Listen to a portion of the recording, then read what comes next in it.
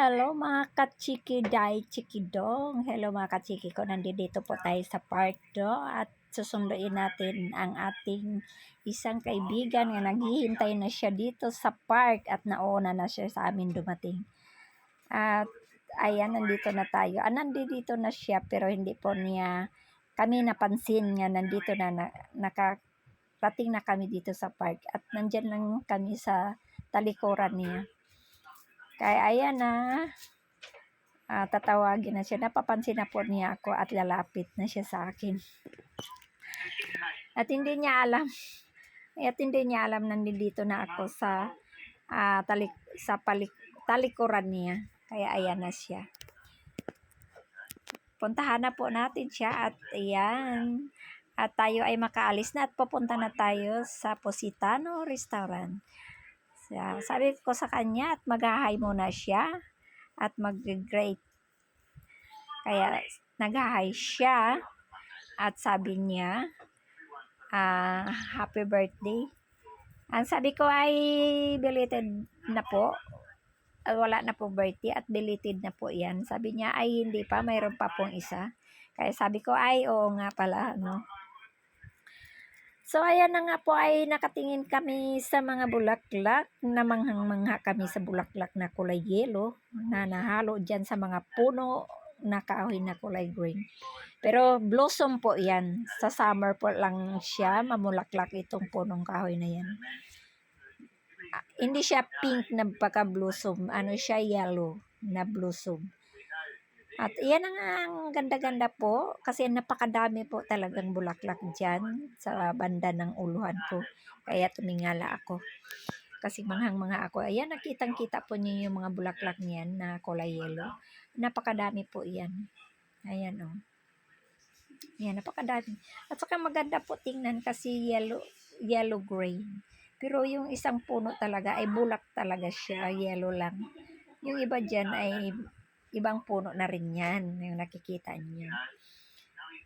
At hindi pa yan, marami pa talaga. Ayun na nga, papunta na po tayo sa restaurant at tayo ay naglalakad na at papasok na po tayo sa may Positano Restaurant. Ayan po, papakita ko sa inyo yung pangalan ng restaurant na aming papasukan.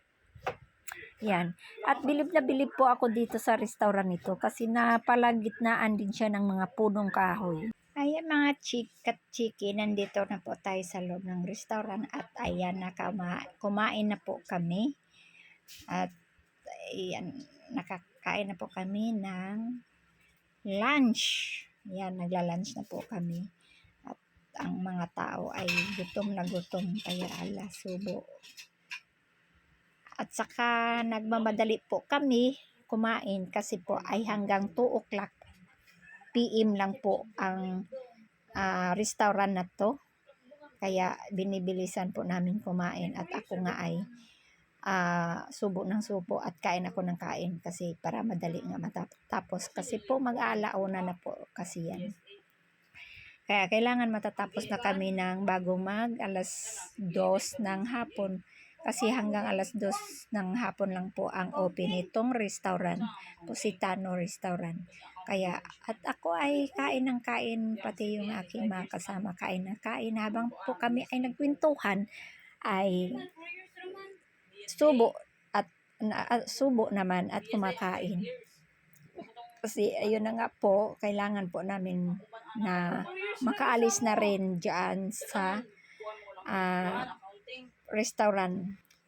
Kaya ayan, at saka hindi naman po tayo magsisisi sa pagkain natin at napakasarap po yung chicken kasi napaka-crispy po. Kaya sige kain po tayo para pangpalakas ba? Malakas ang ating katawan. Pero po dahan-dahan po tayo sa mga prito-prito ng manok kasi po ay yung ating cholesterol dyan. Mabilis magpapataas sa cholesterol ang mga prito-prito ng manok. Kaya yung mga dyan, yung matataas ang cholesterol or high blood na katulad ko, mataas ang cholesterol. Kaya dahan-dahan po tayo sa mga prito-prito, no? Para hindi tataas yung cholesterol natin or bababa yung ating cholesterol. Kaya iwas-iwas na naman tayo sa mga prito-prito. Kaya, ayan na. Ay, ako naman po ay hindi naman ako palaging kumakain ng mga prito na katulad ng pritong manok. Bihira lang po. Sa isang buwan, minsan siguro isang beses, dalawang beses lang po ako kumakain yan. Kasi po ay yan ang iniiwasan ko po yung mga prito kasi mataas po ang ating kolesterol. Kaya dahan-dahan lang po tayong kumakain sa mga prito-prito, no? Ang maganda naman po sana kung olive oil ang gagamitin sa prito na mantika, okay lang po yun. Kasi ang olive oil ay pangpababa ng kolesterol. Kaya ayun na nga po, panay ang subo ko. Kasi parang gutom na gutom po yun, no? Hindi lang parang gutom na gutom talaga. At ayan na po, ay ang ilang drinks po ay hindi ko gaanong type kasi maiba ang lasa. Angti siya pero hindi ako anong tawag ba nun? Yung hindi ko naintindihan yung lasa ng drinks. Kaya yan, kaunti lang ang binabawas ko. At saka marami po talagang yelo lumulutang sa tubig yung yelo. Kaya ayan na nga po, at binibilis-bilisan at kakain po tayo ng prutas. May prutas po kami na bayabas, kaya ayan kumakain po ako. At panghimagas daw po yan, pero hindi pa tapos kumain na po ng bayabas. Ay, napakasarap po ng bayabas, no? At malutong po siya, tapos matamis-tamis at saka may pangsawsawan din po yan na matamis-tamis siya. Parang sugar, pero di siya sugar po, no? Powder po siya na kulay brown, pang sawsawa ng mga prutas na hindi masyadong matamis or matabang siya. Yun, may sawsawan. Kaya ako naman si Banat na naman, no? Subo pa na yung subo ko. Kasi gutom na gutom nga. Kaya wala tayong magagawa at pagkain nga naman ang pinupunta natin. Hala, sige kakain po tayo. Mga katsiki ko, hala, sabayan nyo kaming kumakain ng lunch at ayan. At sa mga taong gutom, hala sige, kumuha na rin kayo ng pagkain nyo at kakain na po rin tayo. Sabayan nyo kaming kumain. Para madali po tayong matapos. Kaya ayan na po, at kain po kami. At yung aking chicken ay kaunti na lang. At hindi ko po yan binibitawan hanggat hindi ubos.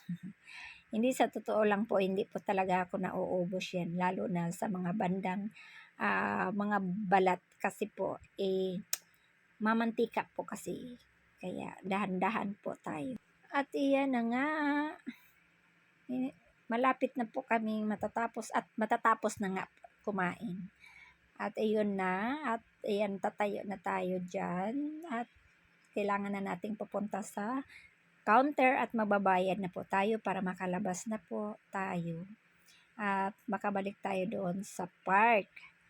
At maglalakad-lakad tayo doon. Ayan na nga po, at magbabayad na kami sa counter at parang makalabas na po kami.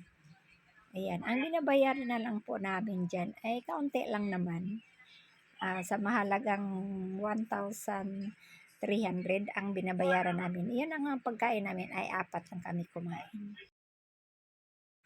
Ayan na nga po, lumalabas na po tayo sa restaurant at maglalakad na tayo palabas. Papunta tayo ng park. At doon po tayo lakad-lakad at mag-exercise kaunti para naman matutunaw yung ating pagkain sa tiyan.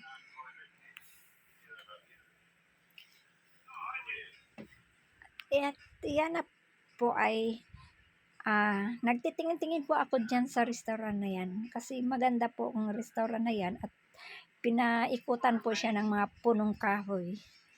Kaya yan na po, maglalakad na po tayo. Balik na po tayo doon sa restaurant. Balik na po tayo sa park. Ano ba yan? Nakabulol-bulol na po tayo. Balik na po tayo sa park. At ayan, Ayan na po, nandito na po tayo sa park, no? At makikita ninyo ang buong view ng park at ipapakita ko sa inyo yung mga view. At saka may mga magagandang bulaklak dyan na kulay yellow. Para siyang blossom. I think that is blossom siya, pero kasi summer. Yan siya, pag summer lang siya mamumulaklak, pag winter wala siya. Nakasingit agad. Siguro blossom siya na kulay yellow. Pero napakaganda po. Ayan po ang magagandang view. May yung puting building ay bahay po yan. Yung blue po dyan ay bus station. At ang tagiliran po dyan ay may maliliit na river. Agusan siya ng tubig. Hindi agusan Mars, ha. River lang siya na kadugtong ay dagat yan. Pero maliit lang po siya. Kaya yan na po ang pakita ko sa inyo kabuuhan ng view sa park na aming napuntahan. At dyan po ay maraming tao pag tuwing Sunday kasi marami pong mga bata pumupunta dyan at mga magulang at tinadala po nila ang kanilang mga anak para makapaglaro, makapag-enjoy at makapag-relax. Pati na rin ang mga nanay, tatay, makapag-relax din. At makapag-exercise kasi may mga exercise naman. Siguro sa gustong mag-exercise po. Ayan naman si ako ay nagtitingin-tingin pa rin sa paligid para ay ipapakita sa inyo ang mga view dito. At wala naman rin tayong ibang makikita kung hindi mga punong kahoy at green. Talaga dito sa park ng Taiwan ay ang makikita mo talaga ay puro green park. At maya-maya na po ay aalis na po tayo at lilipat tayo ng ibang pasyalanan at ipakita ko rin sa inyo ang isa pang pasyalan namin. Kaya dito muna tayo, mag-ikot-ikot muna. At siya nga po pala, sa hindi pa nakapag-subscribe ng aking channel at please subscribe my YouTube channel and like and share. And thank you sa subscribe sa aking channel. Thank you very much at thank you din sa mga taong nagsusupport at nanonood ng aking video. Thank you very much. So ngayon ay may maliit pang exercise natin dyan at aapakan lang natin at mag-ikot-ikot lang yan para sa tiyan lang po yan, para mag-ikot-ikot yung ating kaunting baywang para matutunaw yung ating pagkain. Kaya ayan na po, mga ilang minuto lang po ay mag-exercise tayo at aalis na naman tayo dyan. Ayan na po, hindi na po tayo magtatagal at aalis na po tayo dito sa park na to at lilipat tayo ng ibang papasyalan. At iyon na nga, pupuntahan po natin ang ating mga kasama para another walking na naman tayo. Kaya lapitan natin sila. Mga sandali. Lalapitan natin silang mga sandali na oras. At sila ay nandoon din na nag-upo-upo na nagpapahinga. At ako ay nag-iikot-ikot muna dito saglit. Pero sa sandali lang at makalipat na tayo ng ibang pasyalanan natin. At doon po ay magandang view. At iba naman po yun. Hindi po yun park. Kundi may magagandang tanawin doon. At may dagat din siya at may yati. At ayan, maganda siya. Parang beach siya. Pero po siya, medyo malayo-layo siya sa dagat. Kadugtong lang po siya ng dagat. Makita po nyo yun pag i-upload ko na naman yung isang video natin na nakukuha doon. Yung na ating na vlog. Kaya na nga, nag-exercise tayo dito kahit saglit man lang at para matantan ang ating pagkain sa tiyan, matantan. Tantan yun. At iyan na nga ay nag-exercise ako kaunti dyan. Paikot-ikot lang ang aking paa. At mayroong bata dyan na lumalapit sa akin at sabing nag-hi. At gustong masasali sa vlog. Pero hindi po sila pwede isasali sa vlog. Kasi baka magalit ang mga kanilang mga magulang, kaya hindi natin ipapakita yung mga bata. Mga batang lumalapit sa akin. Kaya mga kachiki, sana ay panoorin ninyo ang aking video hanggang matapos. At sana ay hindi po kayo magsawa sa panonood ng ating vlog. Melly, factory worker and traveler. So, ayan na nga. At hindi po tayo magtatagal dito sa park at aalis na po tayo. At bago po ang lahat, punta muna tayo doon sa aking kaibigan at alis na tayo. At ipakita ko muna sa inyo saglit ang kabuuhang view, no? Lagi lang akong nagsabing pakita kabuuhang view. Pero gaikot-ikot pa rin yung ating camera. So, ayan na nga, ipapakita ko na sa inyo. At siguro, sa isang video na lang. Kasi medyo mahaba-haba na ang ating vlog. So, i-edit ko na lang or i-download ko na lang yung kabuuhang video ng buong park. Ayun. At makita ninyo ang mga paligid, pati highway. So, sa ngayon ay dito tayo nag-iikot-ikot sa gitna ng park. Yan, ang makita po ninyo ay dito lang din sa gitna ng park. Pero yung view na mga gilid-gilid na napaligiran ng park ay hindi pa nyo po nakikita. At ipapakita ko po yun sa inyo. Ayan na nga mga kachiki, tayo magtatagal dito sa park at lilipat tayo ng ibang pasyalan. At doon po ay makita niyo na magaganda din ng view. Kaya yan, unti-unti na po tayong aalis at puntahan na po natin ang ating mga kasama para ay drive na naman tayo ng scooter papunta doon sa beach na naman tayo lilipat. Kaya tara, samahan niyo po ako. Lalapitan po natin sila kasi nandoon po sila, nag-i-enjoy pa po sa kauupo. At nagkwentuhan pa at may rin sila, nalilibang din sa tingin-tingin. At ang iba dyan ay nagtitiktok-tiktok pa. Kaya ayan, puntahan muna natin sila. Ayan, itong kasama ko. Kaya ayan, nagpuntuhan kami saglit. At ayan, sabi ko sa kanya at magbabay ka na at aalis na po tayo.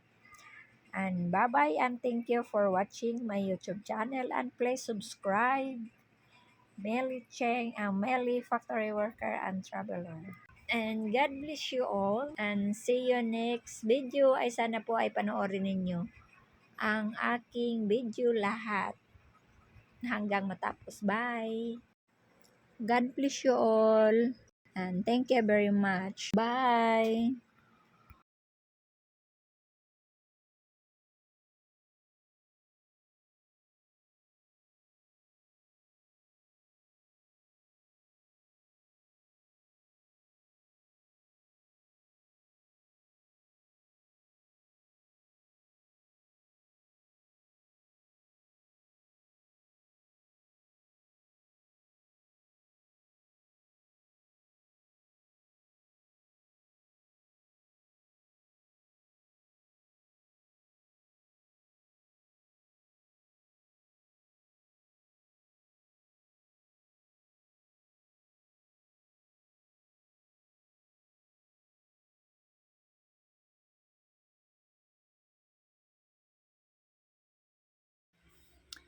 Ayan na nga, habang tayo ay nag-e-exercise kaunti, ay titingin-tingin naman tayo sa mga paligid.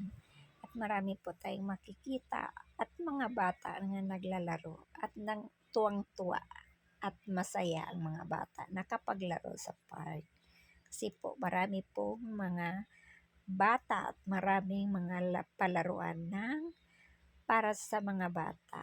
Alam mo naman mga bata, tuwang-tuwa yan pag may mga palaruan. Parang nakawala yan sila sa mga kulungan, halwa. Yun. Kaya ako naman dyan, ikot-ikot lang kaunti habang ako ay nagbablog. Yan, yun na po, nakita din niya sa talikuran ko ang mga view at puro kahoy na grain. Yun. Napakaganda nga naman tingnan na ang park mo napuntahan ay malinis at napuno sa mga punong kahoy. Then napaka-green. Ang napakaganda nga po. Yan. Yan po ang view natin sa likod. Yan. At ako ay titingin-tingin lang sa paligid. Ayun. Habang ako ay nag-i-exercise. Yan. Ayan na nga at hindi pa tayo tapos. At yun, malalapit na. Ayan, malapit na po tayo uuwi.